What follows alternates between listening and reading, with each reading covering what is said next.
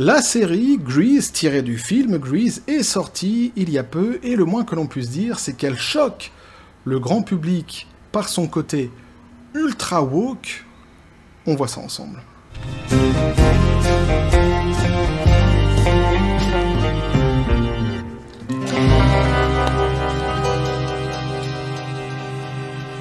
And I want to level.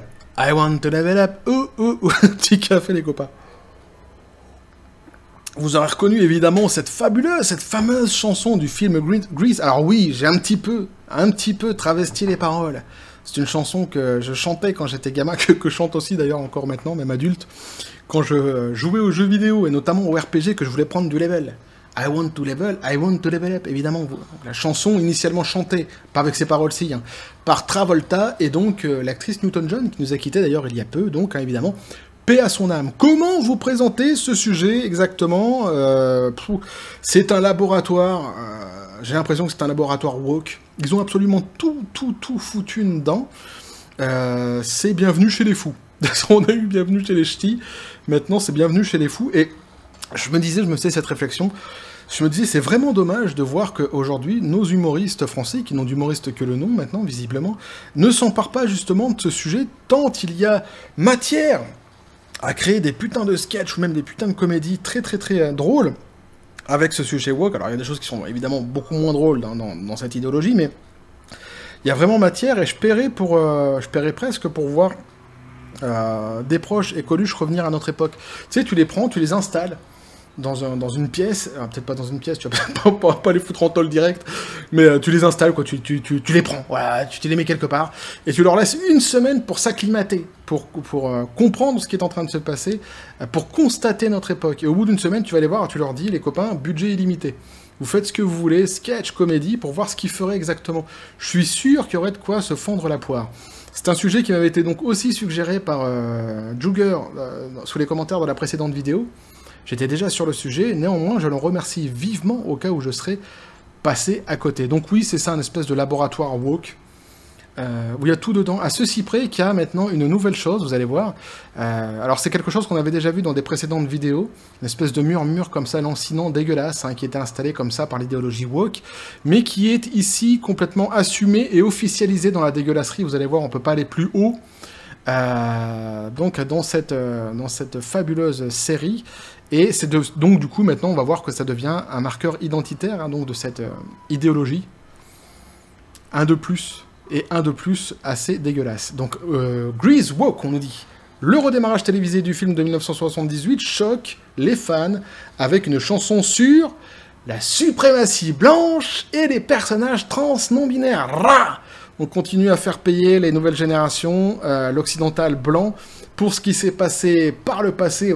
On continue dans le racisme, hein, ça n'arrête pas, on est toujours là-dedans, hein, le privilège blanc, les suprémacistes blancs. Il faut absolument toujours rabâcher, culpabiliser l'occidental, hein, ça n'en finit pas. On a l'impression de voir un petit peu ce rouleau de ballotte paille qu'il y a comme ça dans les films de western, tu sais, qui passent comme ça. Mais tu sais, il passerait ici dans toutes les productions, dans tous les films et sur toutes les images. C'est un petit peu ça, une espèce de running dégueulasserie. Alors, les fans de la comédie musicale à succès de 1978, Grease, ont été choqués après que de nouveaux redémarrages donc, de la série donc, présentent des personnages méconnaissables à l'original, choisissant plutôt de s'attaquer à la politique du genre et présentant même une chanson donc, sur la suprématie blanche.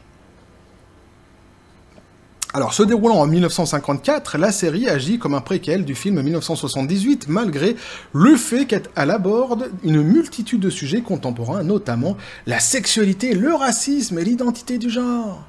Ah bah là, avec les années 50, t'es right on target, j'ai envie de te dire. Ah bah c'est parfait, c'est ça, les années 50, l'identité du genre. Pouf, ça n'arrêtait pas, c'était un sujet primordial, fondamental. Les gens ne parlaient que de ça, c'était de la folie, dans les rues... dans les universités, dans les collèges, dans les maternelles même. Ah ouais, les enfants parlaient avec les professeurs, avec les parents, c'était que de ça. Évidemment, right on target. On n'est pas du tout dans la débilité, on n'est pas du tout dans le message idéologique complètement forcé, bourrin, j'ai presque envie de dire, complètement nul. Non, pas du tout. Alors, c'est exactement ça. Pile poil sur les années 50. la série intitulée Grease. C'était ça, dans les années 50, t'avais donc les cheveux gominés, le blouson en cuir et l'identité du genre. Exactement ça. Alors la série donc intitulée Grease, Rise of the Pink Ladies a été lancée sur Paramount+, le 6 avril, et comprend des chansons que les fans connaîtront et adoreront, ainsi que de nouveaux numéros originaux. Et je te vois trépigner d'impatience, comme ça, devant ton écran. T'as envie de voir ces nouveaux numéros originaux, et je te comprends. Je te comprends pas du tout. J'irai pas les voir en tous les cas moi, mais ceux qui les verront, hein, évidemment, bah, si vous arrivez à en survivre, n'hésitez pas à venir dans les commentaires nous dire ce qu'il en est. La série devrait également donc aborder des sujets controversés comme une étudiante, Olivia, attention, roulement de tambour, qui aurait une liaison avec son professeur d'anglais adulte. Ah ouais, c'est ça, donc ce fameux sujet que j'ai dit qu'on avait vu déjà poindre comme ça dans pas mal de sujets woke dans les précédentes vidéos, qui aujourd'hui en fait est officialisé, complètement installé, donc qui est en fait cette idée, donc maintenant qu'on peut inscrire comme un marqueur identitaire à cette idéologie, un de plus, hein, après le racisme, etc., donc qui est l'idée qu'un adulte peut coucher avec un ou une très jeune, voire même un enfant. Ah, ils aiment beaucoup ça. Ils aiment beaucoup cette idée-là. Moi, c'est un sujet qui me fond rire à chaque fois que j'en parle, donc je vais éviter de trop m'attarder dessus, mais voilà, on peut pas tomber plus dans la dégueulasserie que ça, et je ne comprends même pas que ça puisse exister, qu'une série comme ça puisse... Je trouve ça hallucinant. Alors, ça va évidemment, néanmoins, on peut se dire que ça va faire beaucoup plaisir, sans doute, à notre cher président, ainsi qu'à son épouse, qui, elle, aime aussi les enfants. Elle les aime alors, elle les aime beaucoup, les enfants. Elle les aime très jeunes, hein, 13, 14 ans. Ouais, c'est interdit, tout ça, mais bon... S'en fout, elle n'est pas réprimandée, elle fait ce qu'elle veut en même temps. Hein. Elle a envie dans une belle époque. Hein. Donc, évidemment... Hein, c'est un sujet... Alors, ils pourront se remémorer, justement, leurs souvenirs du passé. Hein. Évidemment, elle est même... Alors, elle n'est pas inquiétée, elle est même plébiscitée sur les plateaux de télé. On dit, elle est magnifique, cette grande dame. Hein, époque de merde. Le spectacle se déroule dans le contexte de Rydell High School. Cependant, les Pink Ladies et les T-Birds présenteront à la place un mélange de personnages noirs, asiatiques, latinos et LGBT, évidemment. Ouais, je tape un petit peu sur le président, mais en même temps, il n'y a pas lèse-majesté en France. Quoi? Ah bon? Bah je suis loin de toute façon, donc ça devrait aller. Le prémisse de l'émission, donc on voit les 4 personnages féminins principaux surmonter chacun des obstacles lors de leur voyage pour former leur propre quatuor musical. Ah mais c'est les quadricolores, les copains! On les a retrouvés, donc voici les quadricolores. Pour ceux qui n'ont pas la référence, bah tapez sur YouTube, vous le retrouverez. Pour ceux qui ont la référence, évidemment, c'est les 4 couleurs primaires, les quadricolores, ils sont là. Les personnages importants de la série incluent donc le personnage trans non-binaire, non conforme au genre, Cynthia, jouée par Harry Notartomaso, rien à voir avec Rotten Tomatoes, je pense, qui a du mal à s'intégrer au lycée. Bah déjà, avec un nom pareil, tu m'étonnes, j'ai envie de te dire. On va l'appeler Harry, parce que je sens que son nom va me faire chier, donc on va rester sur Harry. Je suis désolé pour toi, Harry, si quand tu viendras sur la vidéo, que tu verras que je t'appelle Harry et que je ne prononce pas ton nom de famille, j'ai rien contre toi, je ne suis qu'amour. Je suis d'ailleurs, moi, à la base, je suis un bisounours. Faut le savoir, ça. C'est-à-dire qu'avec la barbe, on le voit pas tout de suite, hein, on a du mal à me reconnaître. J'ai vieilli aussi, il faut le dire aussi. Mais je suis même le bisounours qui faisait des arcs-en-ciel, comme ça. Mes enfants sont tous des bisounours, c'est pas des gremlins, pas du tout. Fais attention quand même quand tu les croises. L'homosexualité, la non-conformité, alors ça c'est Harry qui nous dit ça. L'homosexualité, la non-conformité de genre et la transité, au fil du temps, n'ont pas toujours été exactement les mêmes. Qu'il est malin, Harry. Dont le personnage souhaite, donc explique Harry, dont le personnage souhaite initialement rejoindre les T-Birds entièrement masculins. Oui, il est sur un niveau... faut le suivre, Harry, attention, parce que ce qui suit derrière, c'est encore plus haut. Hein. Nous sommes tous un produit de la culture dans laquelle nous vivons, mais c'est vraiment spécial de pouvoir raconter cette histoire de ce qu'elle a pu être dans les années 1950. Ah oui, c'est exactement ça, Harry. Ah, tu te fous pas de notre gueule, là, Harry, par hasard, quand même, en nous disant que c'est exactement ce qui se passait dans les années 50. Fais attention, quand même, Harry, parce que moi, par exemple, je ne suis qu'amour. Tiens, mais j'aime pas trop qu'on se foute de ma gueule non plus, quoi. On a l'impression, alors s'il est vraiment sincère, Harry, lui, son monde, en fait, il a commencé en 2015. Tout ce qui s'est passé avant n'a pas existé. C'est brumeux, tu peux raconter ce que tu veux, tu peux cracher sur le passé, marcher dessus. Alors pas sur tout ce qu'il y a dans le passé. Il y a certaines choses comme ça du passé quand même qu'il faut ressortir systématiquement et rebalancer pour trouver les coupables, qui sont tous morts aujourd'hui. Hein. Mais il faut affubler certaines personnes d'une certaine culpabilité. C'est un fonds de commerce comme un autre. Hein. Ça fonctionne.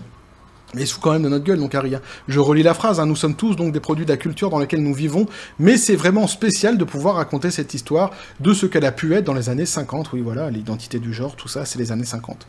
Les cheveux gominés, Happy Day, et la transidentité. Évidemment. La série a déjà fait l'objet de critiques sévères, qualifiant même le reboot, donc sur un démarrage donc, en série, d'une série que personne n'a demandé. Mais ça, c'est pour les plus soft, hein, parce que vous avez plein de commentaires qui sont beaucoup plus violents. Je ne les ai pas relevés ici, vous pouvez les trouver très facilement ou sur Twitter ou sur Google. Hein. Mais vous vous imaginez bien qu'il y a quand même beaucoup de gens qui se sont énervé en voyant ce qui était en train de se faire avec donc la série Grease, hein, où il y a vraiment tout dedans. Hein. Une poignée de personnages donc sont reconnaissables à partir du hit original de 1978 avec Jane, mi-latina, mi-italienne, et mi-latina par derrière, interprétée par Marisa Davila, interprétant donc la sœur aînée du personnage à cheveux roses, Frenchie. Alors, pour ceux qui connaissent Grease, vous savez évidemment qui est ce personnage aux cheveux roses. Pour ceux qui ne connaissent pas, je vous invite quand même à aller voir le film. Alors, le film Grease, à la base, c'est un film comédie musicale. Très très bon film comédie musicale, que moi j'avais beaucoup aimé lorsque j'étais jeune, et aujourd'hui mes filles, notamment les plus vieilles, l'aiment beaucoup, et surtout les chansons qui sont à l'intérieur, évidemment.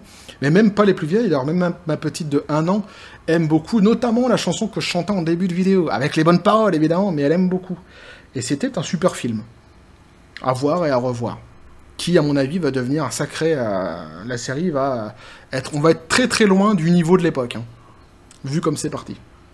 Pendant ce temps, donc, l'étudiante mexicaine-américaine Olivia a une liaison, donc, présumée, avec son professeur, alors que Tricia Fukuhara, qui joue Nancy, dans le cadre de la série, joue une américaine d'origine japonaise, qui lutte pour se conformer au lycée.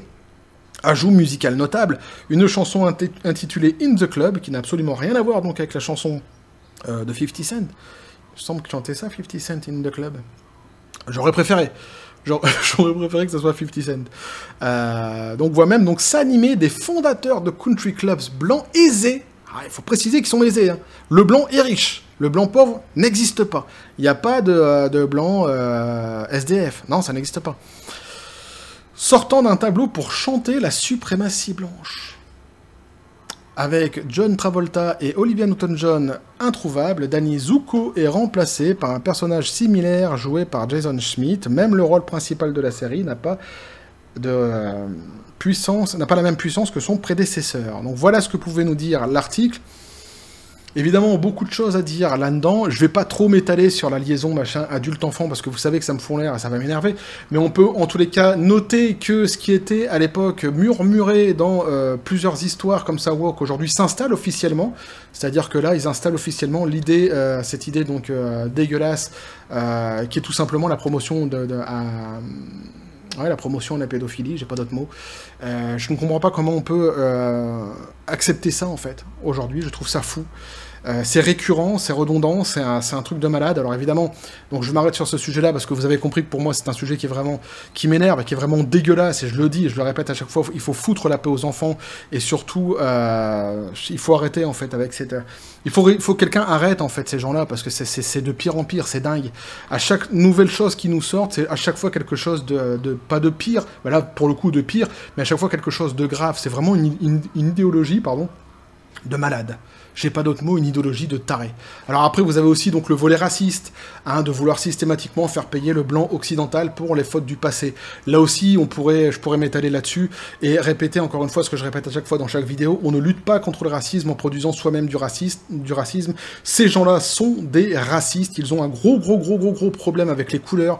Ils ont vraiment un très gros problème avec les couleurs et notamment la couleur blanche qui visiblement les embête beaucoup. Et c'est évidemment, eh bien, comme je l'ai dit, on est sur du racisme décomplexé. Et puis après, vous avez tout le reste hein, qui a été rajouté dans la série et qui, plus globalement, en fait, défonce tout simplement le film de base. On marche sur le passé. C'est fort dommage parce qu'il y avait beaucoup de choses à aborder, encore une fois, pour les années 50. Dans les années 50, certains sujets qui avaient commencé à être abordés comme ça, d'ailleurs, dans le film. C'eût été intéressant de pouvoir les poursuivre, de les continuer. C'était une époque qui avait encore beaucoup de choses à nous expliquer, à nous raconter. Et justement, ils auraient pu peut-être faire avancer justement certains sujets très importants de manière plus subtile, les aborder, comme c'était le cas dans certaines séries par le passé. Ici, bien évidemment, on est sur de l'idéologie complètement forcée, imprégnée au marteau, j'ai envie de dire, ça enfoncé au marteau, quoi. C'est-à-dire qu'on s'en fout complètement du passé, on n'est pas là ni pour raconter ce que le film racontait vraiment, si peu, on va dire, en reprenant uniquement les marqueurs pour faire plaisir à certaines personnes, ou en tous les cas pour essayer de vendre, mais sans plus, et surtout ne pas raconter le passé, un passé donc qui n'existerait qu'à partir de 2015, sauf sur certains sujets, évidemment, qu'ils aiment reprendre pour les répercuter sur les nouvelles générations, notamment, on l'a vu ici, avec le suprémacisme blanc. Mais donc, on est vraiment sur ça, qu'on n'est plus du tout sur quelque chose qui va nous raconter donc une histoire d'un passé qui a existé, mais on va nous raconter uniquement la vision idéologique qu'ont certains cerveaux malades de notre époque et qu'ils veulent évidemment faire entrer de force dans la tête des gens. Alors, c'est jamais complètement de force, hein. On peut dire, ouais, t'as qu'à pas regarder, dans ce cas-là, y a pas de souci. Oui, mais de toute façon, quelque part, déjà, le mal est fait, parce que quand tu prends un produit qui est aussi connu et que tu fais ce qui est fait ici, évidemment, le message est passé, déjà. Et après, c'est certain que, vu la réaction du grand public, ce qu'on peut en voir aujourd'hui sur les réseaux sociaux, il y a de très fortes chances pour que la série finisse par se casser la tronche. Et évidemment, c'est ce que je leur souhaite. Mais on est encore une fois donc dans un produit purement idéologique. Purement idéologique. Et c'est évidemment, encore une fois, très grave. Tous ces sujets-là sont des sujets qui sont... certains, surtout, de ces sujets-là, sont des sujets qui sont abordés ici dans cette série, qui sont très très graves. Et je trouve ça tout simplement dégueulasse. Je sais même pas comment ça peut exister. Bref, voilà ce que je pouvais vous dire là-dessus les copains. Vous en ferez votre propre avis, vous me le direz évidemment dans les commentaires. N'hésitez pas à me dire donc ce que vous en pensez dans les commentaires. Et vous abonner si le contenu vous a plu. Activez la petite cloche pour les prochaines notifications. Les prochaines vidéos qui vont arriver. Vous avez mon Twitter et mon Facebook qui sont dans la description des vidéos. N'hésitez pas à venir et à basculer du côté de la force absurde des réseaux sociaux. Sur ce les copains, je vous dis comme toujours à la John Spartan. Paix et félicité, et ceux qui auront eu le courage de voir la série, n'hésitez pas à venir nous faire un retour dans les commentaires. Moi, je vous le dis direct, je la regarderai absolument pas. Je regarderai évidemment tout ce qui se passe autour, mais c'est une série que je ne regarderai pas, qui ne m'intéresse pas, et je continuerai à regarder le vieux film des années 70. Bref, et que la force soit avec vous.